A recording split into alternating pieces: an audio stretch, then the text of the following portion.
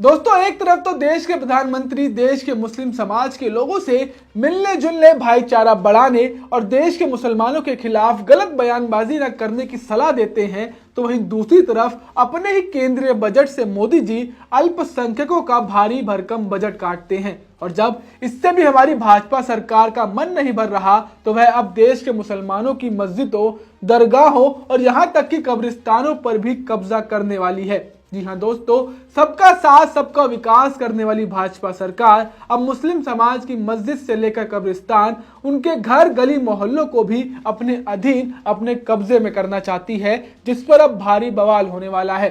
तो दोस्तों, क्या है पूरी खबर, चलिए आपको बताते हैं। नमस्कार, मेरा नाम सुमित है और आप देश नीति देख रहे हैं।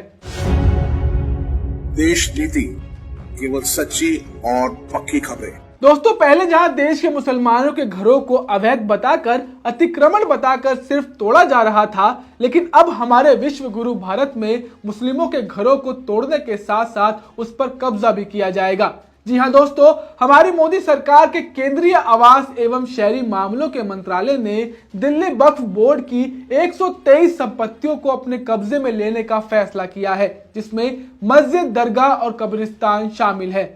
जी हां दोस्तों, चौंकिए मत, क्योंकि मोदी जी के अमृतकाल में अब मुसलमानों के साथ इससे बुरा और बदतर क्या ही हो सकता है।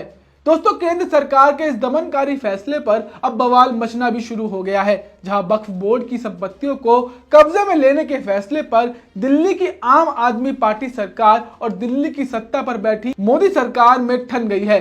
जी हां दोस्तों, दिल्ली वक्फ बोर्ड के अध्यक्ष और आप विधायक अमानतुल्लाह खान ने केंद्र के इस कदम पर ऐतराज जताते हुए कड़ा विरोध किया है।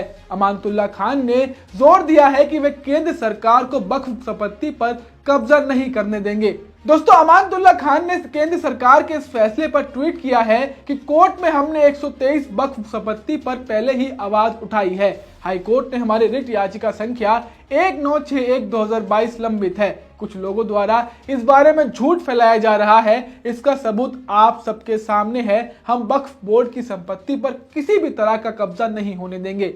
दरअसल दोस्तों, आपको बता दें कि डिप्टी लैंड एवं डेवलपमेंट ऑफिसर ने 8 फरवरी को बोर्ड को भेजे एक पत्र में उसे 123 वक्फ संपत्तियों से संबंधित सभी मामलों से मुक्त करने के निर्णय के बारे में बताया, लेकिन मंत्रालय के भूमि एवं विकास कार्यालय ने कहा कि पूर्व जस्टिस AP गर्ग की अध्यक्षता वाली 2 सदस्यीय समिति ने अपनी रिपोर्ट में गैर अधिसूचित वक्फ बोर्ड संपत्तियों के मुद्दे पर बताया कि उन्हें दिल्ली वक्फ से कोई प्रतिनिधित्व या आपत्ति प्राप्त नहीं हुई। दरअसल दोस्तों, केंद्रीय मंत्रालय का कहना है कि दिल्ली वक्फ बोर्ड चूंकि प्रभावित पार्टी थी, जिसे समिति द्वारा ही अवसर दिया गया था, लेकिन बोर्ड क्योंकि समिति के सामने उपस्थित नहीं हुआ और ना ही उसने 123 संपत्तियों के संबंध में कोई अभिवेदन या आपत्ति दायर नहीं की, इसलिए ये फैसला लिया गया। लेकिन दोस्तों, बोर्ड के अध्यक्ष अमानतुल्लाह खान ने शुक्रवार को केंद्रीय मंत्रालय के उप भूमि और विकास अधिकारी को दिए जवाब में कहा कि दिल्ली वक्फ बोर्ड 2 सदस्यीय समिति के गठन के खिलाफ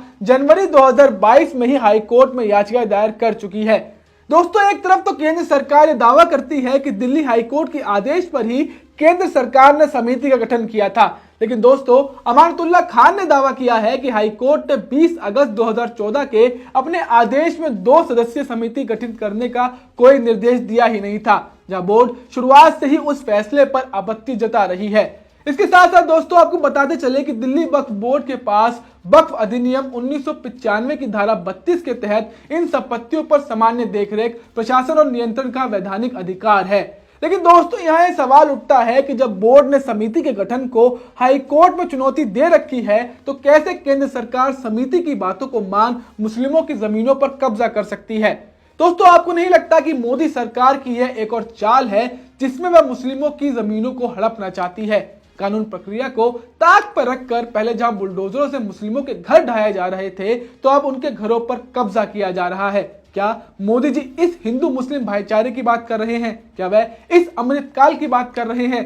बहरहाल दोस्तों, आप इस खबर पर क्या सोचते हैं, हमें कमेंट कर जरूर बताएं। साथ ही देश में चल रही घटनाओं पर निष्पक्ष खबरें पाने के लिए हमारे चैनल देश नीति को आर्थिक तौर पर मदद करें।